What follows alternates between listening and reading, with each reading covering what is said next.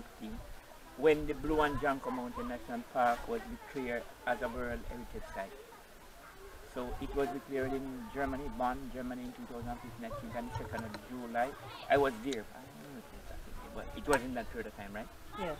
So we did this monument as a commemorative of that. And we have also placed, like, since the Blue and Janko Mountain National Park encompasses about 4 different parties: Portland, Father St. Mary, St. Andrew, and St. Thomas. So this one monument is there. There's another one on the other side of the Blue Mountain. It's shaped a little different from this. And they are what we call gateway signs. There are one down in Port Antonio, one in Port Maroons, another one up by Papi. So they are like 3 gateway signs that we play, and another monument further up in the Blue Mountain. So for us it's a very important achievement, because we basically, you know, I mean the people of the government and people of Jamaica, right, the Maroons included, because this one is declared on 2 basic tenets, right? Natural beauty of the place and the culture. And the culture is all about the Maroon culture. That is how we got that. So, and there are like maybe about 40 mixed sites in the world, right? Most of them are gonna be like cultural sites, or they're gonna be like a natural site. But this one is one of the, the few that are mixed sites. So we are glad that, we're able to, after approximately 4 years, we managed to get it done. Congratulations. Yeah, and that's good. So you can walk up and look, you can read what is there. Right?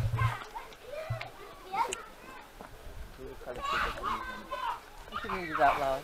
Oh, to the connectivity of the community of nation expressed within the principles of the content and concerning the protection of world cultural and natural heritage. The Blue and Janko Mountain have been designated World Heritage Site, thereby continuing the outstanding universal value of a culture or natural property, which deserve protection for the benefit of all humanity. So the majestic mountain in this strands are testament to the windward Maroon tradition, still practiced today, and the natural habitat for the numerous endemic species protected within its boundaries. This is the first World Heritage Site for Jamaica and the first mixed property that is cultural and natural heritage value for the Caribbean region. You'll be inspired to protect this unique heritage. Inspired on July 3rd, 2015. Well, you know that this is my birthday? Wow, that's tremendous. So we are basically hanging to the monument that was constructed in, actually Nanny was declared national hero in Jamaica in 1975, and thereafter the government decided to build a monument, and in this area that is known as Bump Grave, where he was buried along with other of the fighters that were with her when they came to live here. And one of the things that must be noted is that Nanny died from natural causes, right?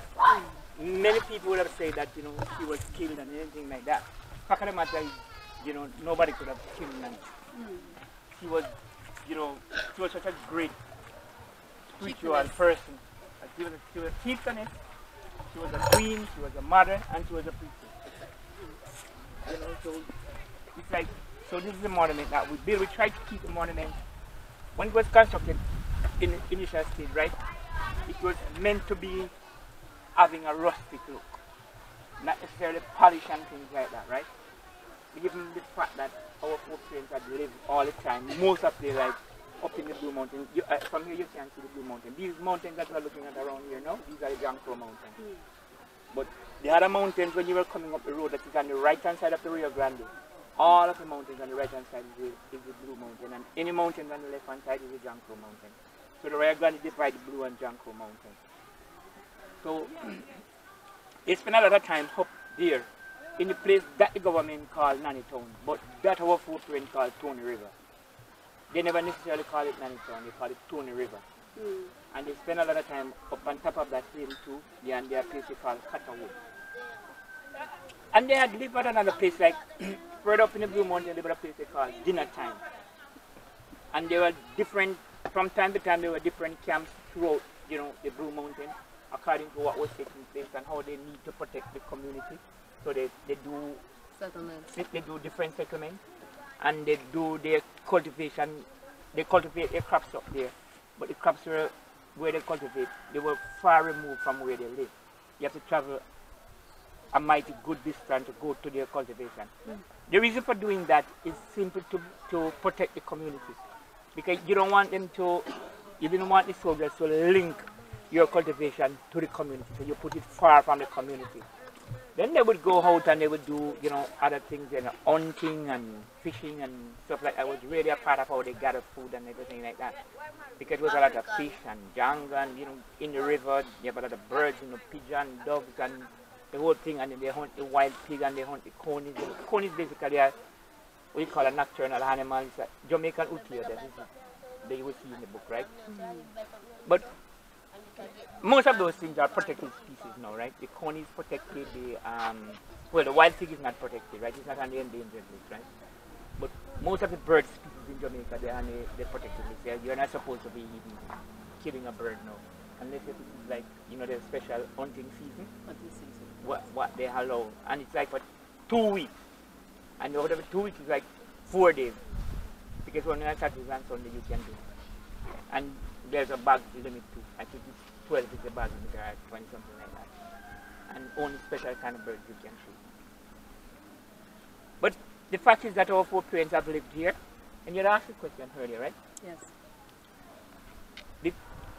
The citadel of Nanny, of Tony River. Don't be sure if I call it Tony River, because Tony River, right? Well, let the audience know it was known as Nanny Town. The place was, same. wait. The place was, for us, the place was known as Tony River. It is the government that called it Nanny Town because Nanny was living there and she was the leader. But it wasn't necessarily the practice and custom of our 4 parents to name a place after a person like that. Yes. The mere fact that she was there, she was a mother, she was a queen, she was a chieftainess, and she was the great priestess. Yes. Everybody come to recognize that. We today, we still refer to ourselves as Granny Nanny Yo-Yo, meaning that we are all children of Granny Nanny. It doesn't matter whether you are related to her from a genealogical point of view. That's not the important issue. The important issue is that she was a mother for everybody. Yes. And as such, you would have been her children. Yes. So that is how we refer to ourselves sometimes. You know, we say, oh, we're Granny Nanny Yo-Yo. And that's it, right? So she was responsible for the running of the community. From a military point of view, she was the chieftainess. Yes. In terms of, you know, from a political point of view, she was also the queen of the community. Yes. And spiritually, she was the priestess. Yes. When you combine all of that, she was the grandmother of everybody. Yes. And that is how we look at it, right? Yes. And we appreciate it that way. So, people, the government, they say they invade Nanny Town. They invade Nanny Town. But here what happened? The place, how it was situated on the bank of a river like this. This is why we call it Tony River. Yes. So it's the bank of a river. Yes. It was like this, right? The river is a little bit bigger than this one, but it has much more stones in it than this one, right? Because the composition of the Blue Mountain and the composition of the Janko Mountain, they are 2 different rock types, right? Over here it's soft sedimentary rock, over there is more indigenous volcanic and stuff like that, right? Hard red rock. So the rivers are somewhat different. So just like how here we're like in a valley, right? And you have the mountains protecting you all around, right? So there's only one way the British can come into this place, right? Actually there are 2, but the major way is from the way that you came, right? Yes. Right. And there's another road that takes you to that up there that goes through the Kuno Pass that takes you into St. Thomas. Wow. Those are 2 major places you can come. So living here is easier to protect it because you cannot drag any guns above through those hills or ride any horse over there. It's not going to work. It's not going to work. Right? Tracks. Not but tracks. So in the Blue Mountain, the mountains that surround the community, the peaks are much higher than this. Wow. and getting access to the community. You couldn't have access to the community without people seeing you. But the fact that somewhere along the line, they managed to get some idea of where the community was located, right? Yes. So they said that they captured the community. That's what Ironically, They say. they said. yeah, what happened? Ironically, our footprints are a little bit much more smarter than that. We live here, and you're gonna come here. We think it's time to vacate. So when they got into the community, when the British got there, their record is only one lady and a child they saw. And the lady was sweeping, and she sweep and go out to the edge of the river, and she disappeared Wow. with the child. Wow. And they don't know, but they don't kill anybody in the community. So when they went in and settled down in the community, the people say on the other side of the mountain and fire flaming arrows into the community and burn it down. Wow. Yeah. And then, That was not written. Thank you for the oral history. well, the thing about it, there's something one have to bear in mind.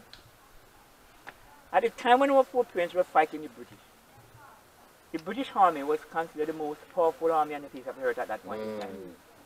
How could an army as powerful as the British army, write in their history that they were beaten by a bunch of wild niggers, a bunch of savages, right? A bunch of uneducated, stupid people. That's not something that they would want to have entered in their history book, because they know for prosperity people will be reading and stuff like that.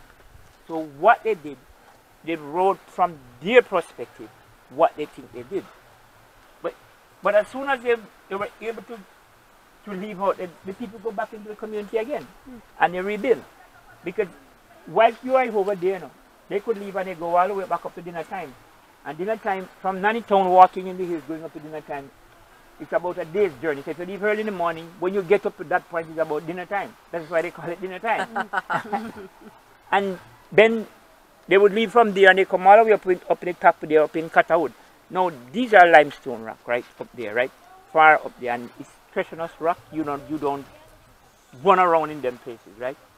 So you make your house in them place, and you settle. You know your enemy can come in like that. So they were pretty smart. They knew the terrain inside out. It was like, the more you know the land, the more you know the waterfalls, you know the canyons, every cliff and everything like that. It's better for you, because when they were living there, they never let the British choose where they would fight. They choose a place where they would fight. And they choose a day when they would fight. And that's the most important thing for them. Because they did not, like some people might think that they just get up and just fight like that. Fighting was not like that. You prepare spiritually for your battles, right? And you will consult a Jegem or Honey Ankipong, and it would decide when you should or should not fight. I mean, Honey Ankipong means the creator of the earth and the heaven, the Almighty God. That's what it means. I mean, our foreparents, English was not their first language. And they came from different African tribes, right? Yes. So they were like the whole Hakan. They were Comanches, they were Mandingos, they were Bongos, they were, Arubas. Everybody was, the guards, everybody was pretty much there. But, so they spoke a language, right? And it's basically a mixture of different tribal languages. Yes. But it was dominated by the Akan-speaking people, the Tree language. Yes. It was dominated by, so even today, when we still say on Yankipong, or, we might shorten it and say Yankipong, right? Yes. Or Tatayame. It's the same thing that is being used in Ghana today, it's the same thing that they have written in their Bible, right? Yes. So they would consult before they go into battle. Because this place out here, that we might lose like a play field, it is actually the Asafu ground. It's Asafu ground, or Asafu yard, or Asafu house, as we might call it, right? Yes. It's basically, it's a meeting place, it's a training ground for the warrior. Yes. So every Maroon community that you go into have an Asafu yard. But the most important thing about an Asafu yard, it must be next door to the cemetery. Because whatever you do, whatever you say, and in the Asafu yard, it must be in the earshot of the ancestors. So when you are going astray, they can say to you, no, it is not so. This is how you had to do. Because you will consult them and you will ask them what you want to ask them. Because the whole battle with the British and everybody is like that, you know. War is not about I loving you or you loving me. War is about winning.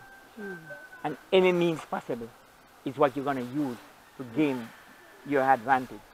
And our foreparents would always consult the ancestors, spirit of the ancestors before they go into battle.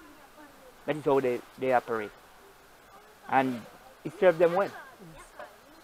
I mean, people might look down and say, you know, what kind of stupidity and things like that. But I always say to people, you know, you must bear in mind that if you read the Bible, when Moses was in Egypt, the Egyptians have their own magicians and their soothsayers and their white men. They did not have them for the mere fun of having them, you know. They were there to perform a duty. Yes. Whether you like it, yes or no. Whether you think that they were working with the devil or whatever, the fact of the matter is they were there. And that is something that you have to. Our foreparents, by and large, they came from Africa.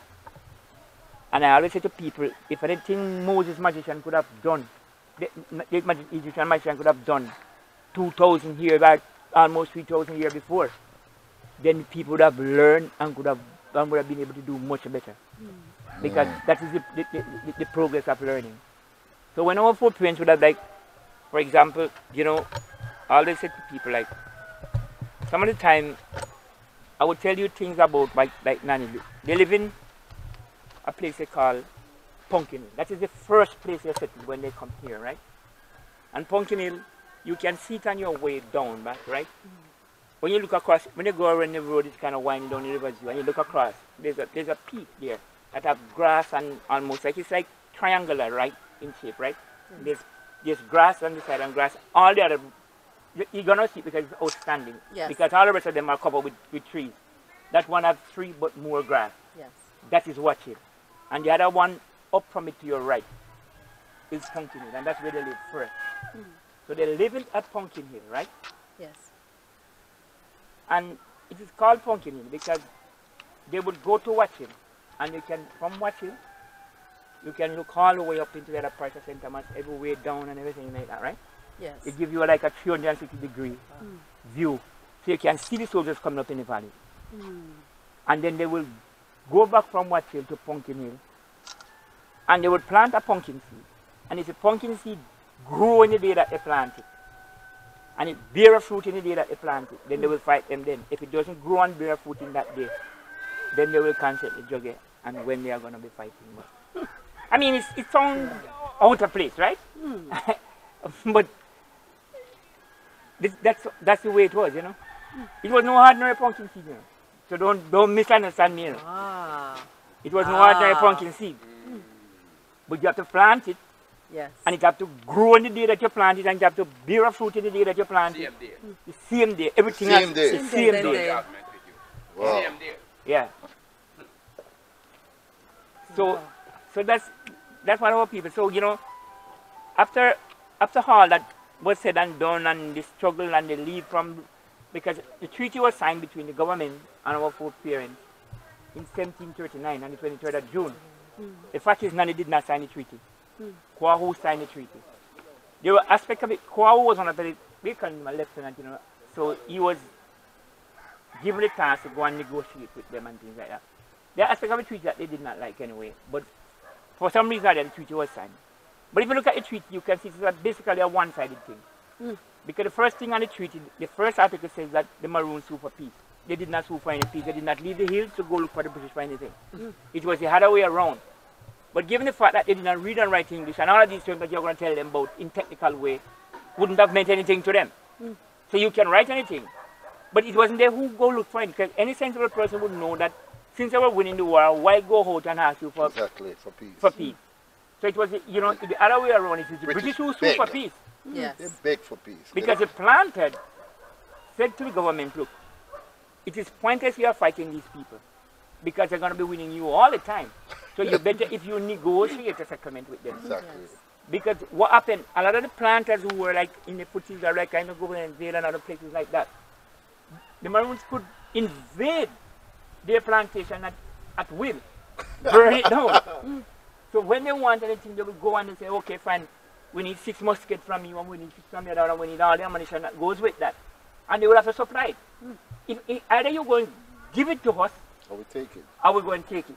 So we're going to take off any stuff you want from your plantation anyway, and we will burn your plantation down. So they cooperate with the Maroons in that sense. It's a simple thing, you know. If my survival depending on these people not destroying me, and they ask me for something, I have to guard it. What I want to do, just I know I have to do it. So it ended up like that. So when the treaty was made, the French, about 13 different articles in the treaty, right? And land was provided, right? Yes. So our footprints within the area, right? And another set went to live down into what is now known as Charlestown. In actual fact, that's not where they were first, right? They were at the place we call Old Crawford Town first, right? But there was some destruction, and they moved from there, and then from that again, some go over to Scottsdale, right?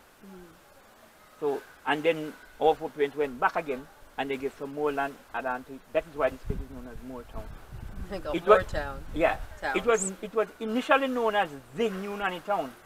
That was what and the title, the New Nanny Town, to differentiate it from the one in the Blue Mountain, which, like I said before, our footprint just called it simple Stone River because it was at the bank of the Stone River. And I was trying to tell Empress Jessica that Queen Nanny did not sign that treaty. No, she didn't. She wasn't the one who signed the treaty. She She never. didn't sign it. Yeah. No. Yeah. Let that be clear. She did Yeah, not she did sign not sign that it. treaty. The aspect of it that she did not like, well, like I said, it was Kwa who was the person entrusted to go and deal with that. But the mere fact that one was signing in Trinidad Town with Krojo, and they would have brought those people to some of the people where they encouraging people to say sign, you know. But the fact is they never signed it. But nonetheless, the settlement was made, right? Yes. And then from time to time, you know, our footprints would have got back, you know, and we over the head, the community enlarged by one, we acquired more land by buying land from the government, right? What we call the Kent land. Kent is on the other side of well, when you go down this, on the other side of it, they go right down to Rio Grande. And then you start from the Rio Grande to up, and it goes back as far as up to the border with the other side of Kent. So they bought that because if they never, what had happened, right? One of the white superintendent who was living here in the community, a man by the name of Sweaver, he would take the Maroon from here to go over there and work because it was his patent, right? And after he died and everything, the Maroons still continued to cultivate the land and stuff like that. But then when the United Food Company came into being now and they want to acquire land for planting bananas or for planting, no, you can't. So they bought the land from the government jointly. Everybody pooled their money and they bought that land. And then there's the other piece of land that adjoining to us here, we known as Seaman's Valley. It was then painted, well, two painted, owned by one Barbara Stevenson and another man by the name of Charles Knight. But Barbara Stevenson and Charles Knight were basically wife and husband, right? So our footprints would work on that land for them too. And they would have exchanged a part of that land for part of Muslim. So after a while, when Barbara Stevenson and Charles Knight missed the scene, the land was there and the people were still continuing to cultivate on it. And there was some long drawn out court battle, and the then colonel of the day said to the governor, at Governor Huggins at over in Kingston, said, look, we have been occupying this land for 164 years. And if you have a child in your house for 164 years, how can you get him out? You can take our land. It is ours. And even today now, we have another problem with the same land, another land over in Golden Vale, which we are in court now. And we are not giving up. No. We are not. Maroons never give We're up. not giving up. No, we never give up. We have to fight. Okay. So this monument here now was erected in honor of Queen Nanny. She's Nanny of the Maroons, national hero of Jamaica. Beneath this place lies known as Bomb Grave. lies the body of Nanny, indomitable, skillful chief and exactly when we were the Maroons who founded this town. In actual fact, the body is not actually under here. There's nobody buried up here, right? But all around, is burial, right? Yeah, all around here. It's actually, it's called a bump grave, right? But actually, it's a grave. It's a grave site, right? Yes. A lot of other Maroons are buried here as well. Buried here. In actual fact, some of them are buried along the bank of the river there too, right? Yeah. Wow. Because this is one of the first cemeteries that they established when they came here. It's another one part of on that hill there. There some burial took place there, and then this main cemetery that we have down. So Colonel Sterling, so she was actually buried down behind right. her. Yes, she was buried right. Okay, there. now before we go there, yeah. she would like to say some things right here. Oh, you want to pour the libation? No, the libation is going to be poured okay. at the grave itself. The grave But she just wanted to say some things here.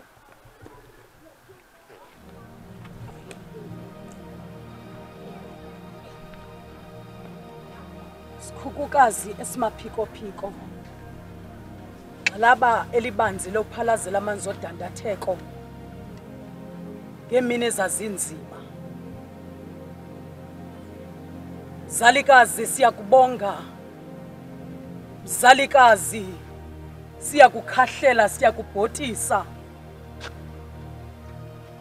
Namhla ikhaya iAfrika linebhongo neqhayiya ngawe.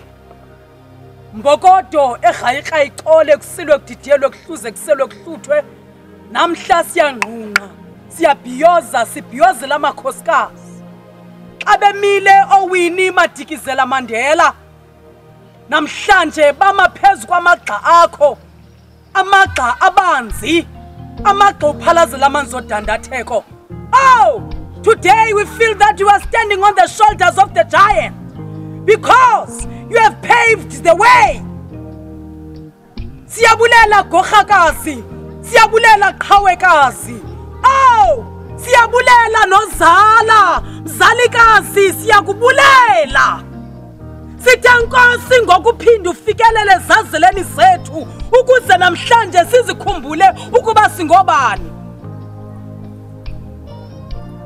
Ndiwamela amakhosikazi eAfrika, ndiwamela amakhosikazi oMzantsi Afrika, ndiwamela amakhosikazi esizwe ngokubanzi. Sithi bayethe Nanny of the Maroons, of the Maroons, Nanny of the Maroons, Nanny of the Maroons. Ingoma yakho uyawuculwa kwizizwe zonke. Your name is written down there on the mighty Drakensberg, Pesco Kahlamba. Nanny of the Maroons, I hear the echo of your voice. From the orange river that rises from the Lesotho mountains and travel across the desert to the west. Nanny of the Maroons, on Cape Agalhas, where two mighty oceans meet, your spirit lives.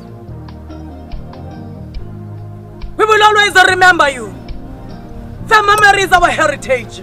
It helps us to preserve our cultural integrity, sustain our heritage intelligence, and maintain our traditional protocols. Phila ngona phakade kumkanikazi, phila ngona phakade Qhawekazi. Sohlala sikukhumbula ngemisebenzi emihle kangaka.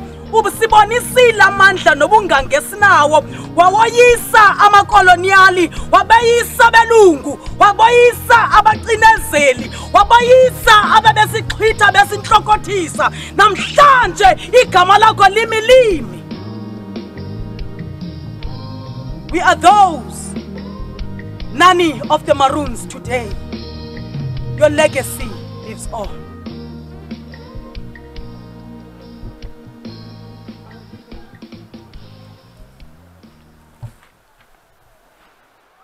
Ladies and gentlemen, here we are on sacred ground. I must remove my slippers because of my respect for one of the greatest warriors of all time, and that is Queen Nanny. We're here with Empress Jessica all the way from South Africa. She traveled here to pay her respect, and as we remove her sandal so that she can pour libation in respect to one of the greatest freedom fighters all times. And we are children. As Colonel Sterling says, we consider ourselves children of Nana. Children of Nana. Queen.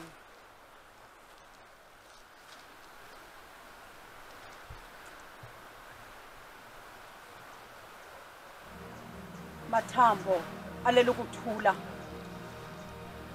Siyacamagusha thina singamagubevu. Siyacamagusha thina singotiba, ojiyana, oshuba soshubela abantwana, okhala khululum labantwana, omgodo omdala wathi damantshontsho, inkomo zotiba, inkomo zikasijekula, inkomo zikaNwamba ezadla imkabhanqo zayikhukhuza zayithalaza emkani engcambu.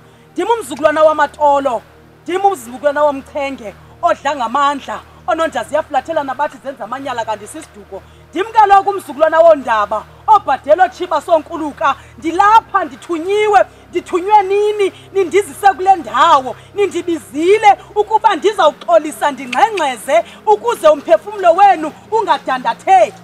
Naba bantwana besizwe namhlanje, nasi isizwe sonakele, umlisela nomthinjana wezwe lakowethu uqaqadekile, kodwa sibuyisela kuni sithi ngqe tutwini ngoba nalala ngentsiko ezinzima, sithi ngqe tutwini ngoba nalala niqumbile, nalala ningxolehekile, kodwa sithumela kuni imiyalezo namhlanje sithi pholani nilale ngoxolo, umzamo niwuzamile, ugqatswana lufezile, makube khosi kube hele. Oh Jehova wamabandla, wenze umphefumlo wabo uphumle ngonaphakade, ubakhanyisele ngokhanyiso olungacimiyo ukuze sasibane sezulu sikwazi ukulikhanyisela izizwe zonke, uhlaziyeke ingqiqo liqaqamba ikamva lomlisela nomthinjana wethu lakwethu. Sithi camago, sithi makube chosi, sithi makube hele, xa kunamhlanje simi phambi kweqhawekazi. Qhawekazi leAfrika, qhawekazi lezizwe zonke ziyavuma, ziyangqinelana, zithi ewe kaloku kuyavakala ukugungqa kwamathambo eqhawekazi, imbokodo erhayiqa iqole kusilwe kudidiyelwe kuhluzwe kuselwe kuhluthwe iqhantsi izombelela iAfrika iqhantsi unongelemba. Awu kuyavakala ukugungqa kwamathambo mfazi, intsika yendlu kaAfrika, ibhongo neqhayiya lomzontsundu elagqusha ligqushalaza, lisiqingqe likamva eliqaqambileyo, amanqanaba lawagqitha, iminqantsa layiqabela lingaxeleshe ngasemva kwaphela kwalwa impalalo gazi, kodwa loyisa. Today it feels good to be an African. Athu sisi ujama kasithatha ingqungquliya kwaMbheki, ihlamene egwele yokhakha ilongovya kwaMadiba, umalala ejongile mhlaca amagusha kwimilonde ekhaya, inqanqade elimaxhakaxhakela xhoma amakhoba, lamakhoba ngentshutshana ngoncuma emfazweni, atsho adilize ishumi lamadoda ngaxeshanye. I am an African. I am an African. I am an African. Decham. Decham. Decham. Asheo. Asheo.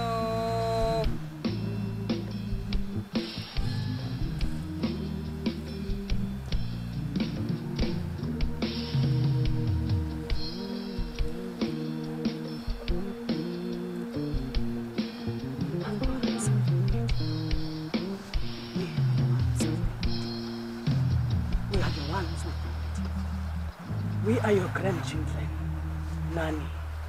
We are your grandchildren. Even the Ashanti of Ghana agrees. We are your grandchildren. Oh, Amaqhawe namagorha agrees. Aboyinsa, Opalo, Okhakha Bongqa agrees. We are the grandchild of the ones, of the heroic icons.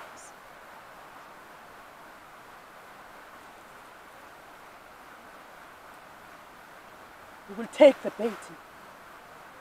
We will rewrite the history that has been fabricated. Your names will be written across the mighty Dragon's Back. Pazgo Kasha. Your names will be written across the world. Nanny of the Maroons. Nizanis we still owe our being to the koi and the sand, whose desolate souls haunt the great, expansive, beautiful cape. They who were the first to lose their lives in the struggle defending our freedom and identity. They who were the first to lose their lives in the worst merciless genocide our native land has ever seen. They who, as the people, perished in the result. Today we take this baton to remember all those who have come before us. Siyanikhumbula maqhawe asekhaya. Sithi phumlani ngoxolo. Inhliziyo zenu mazikhuleke phambi koqamata kumvela inqangi. Nisithembe ukuba siyakuze sime simele inyaniso. Nanny of the Maroons. Nanny of the Maroons. Kumkanikazi, Your Royal Majesty. Ubulani ngengoma sinimamele. Qhabani izandla nimemelele. Nonke amaqhawe asekhaya. Nisikhumbule.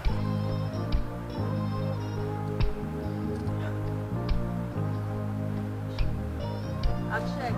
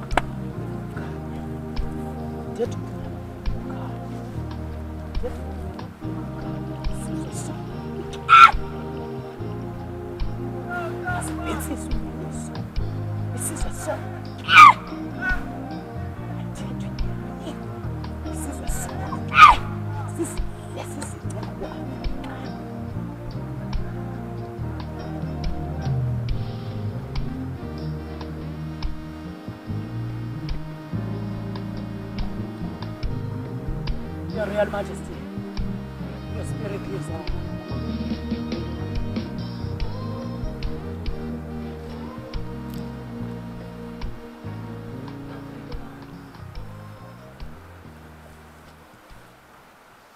Jigitshela ngamaye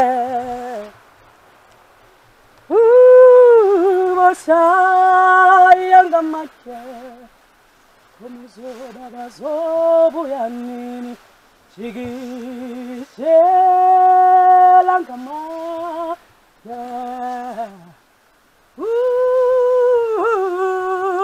bashaya ngamaye inkomo zoba bazobuya nini jigitshela ngamaye inkomo zoba bazobuya ujikijela ngamaye ujikijela ngamaye ujikijela langamatye uthikithela ongamatye baba inkomo zobaba zobuyani thikithela ngamatye baba thikithela ngamatye yalala thikithela ngamatye inkomo zobaba zobuyani thikithela ngamatye basa yangamatye inkomo zobaba zobuyani thikithela ngamatye ebabethi thikithela ngamatye mama wololo thikithela ngamatye ebabe saya ngamatye inkomo zobaba zobuya thikithela ngamatye thikithela ngamatye baba inkomo zobaba zobuyani thikithela ngamatye babe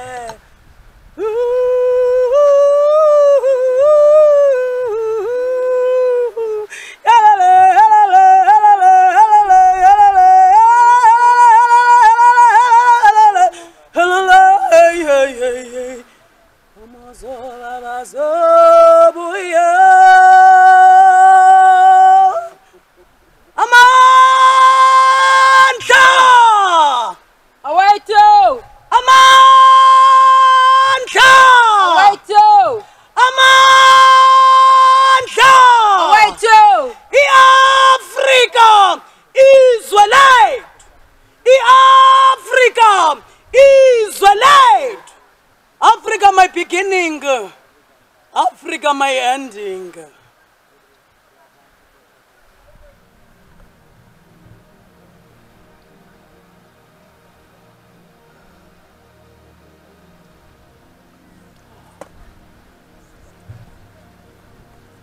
Yeah.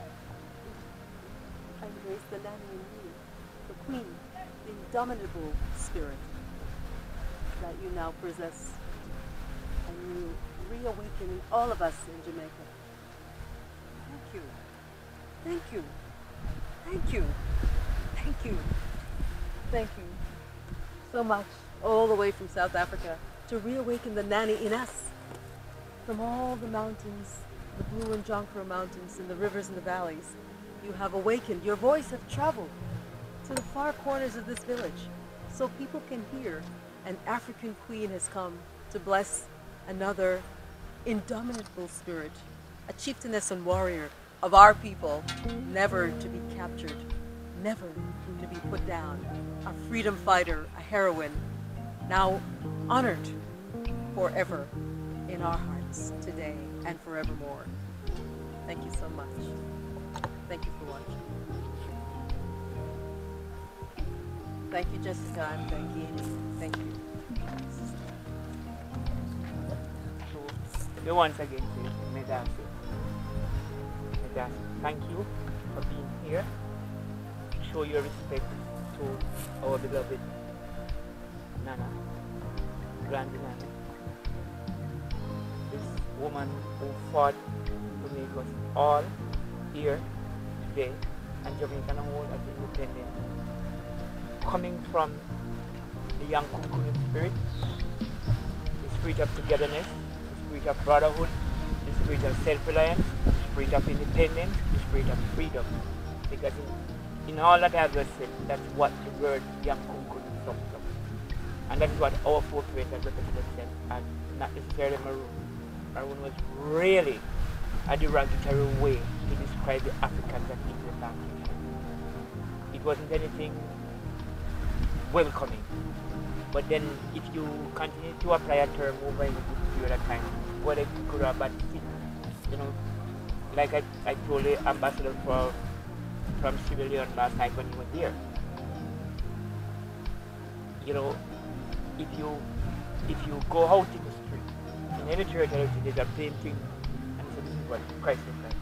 Fact of the matter is, it never look like that. But everybody look at Michelangelo, uncle, and say, this is Christ. And everybody takes it to be Christ. So the word maroon is not something that our forefathers had embraced to begin with, because they never see themselves as they were being kunkun. Yeah, they're kunkun. Yeah, free, loving people who can defend themselves and they look out for each other. And that is what. So when today I say I am a young kunkun, it means that I am children or a child of those who came before and who fought for us.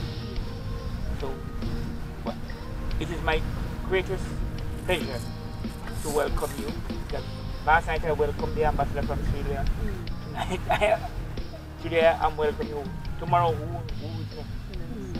Yeah, who knows? The whole continent. Yeah, Spirit of Nanny, what keeps bringing them? Because one woman, which was basically unheard of in that time, to stand up and lead such a big community of other people and to oppose the mightiest army and the face of the earth at that point in time, it was unheard of. But she believed in herself, the people believed in themselves, and that's why we're here. And if it means for those struggles, chances are the Western world, the black in the Western world, still be under slavery. Because it was our forefathers who struck the first blow against this imperial power. The Western imperial power, both the British and the French and the Spaniards and Portuguese, you name them. So we respect, you know, our leader, and that is why we still refer to her as our mother. I'm still Granny Nanny. Otherwise, I'm young. And as Colonel Sterling closes this part of a fantastic evening, I am Yankunkum Pikibu, if I'm saying that correctly. But I just want to add this. In this year, 2018, they're trying to make us look like we were faint people. We are not warriors. We're dormant people. There's no fighting spirit in us. But because of our great heroine, Nanny, Queen Nana, we know she lives in all of us. And we will forever, in her honor, continue the fight against white supremacy. Consider the fight also against black supremacy. Because guess what? She stood for freedom, for not just herself, for her people. And I thank you very much, Colonel Sterling, for affording us this quality time. And of course, Empress Jessica, Empress Oshun, we salute you. This concludes the journey of Empress Jessica Mbangeni from South Africa. Thank you, my sister. Thank you.